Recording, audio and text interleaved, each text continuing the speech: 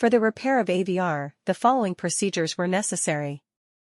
Replacement of various electronic components and general cleanup of the unit. For testing we use generator simulator panel AVR and a power supply 440-volt AC. We operate a pair of alternating current generators, with the voltage regulated through a repaired AVR, automatic voltage regulator, in the circuit. As shown, by adjusting the rotational speed, Hertz, the AVR maintains a constant voltage of 440 volts, which has been preset using an external potentiometer.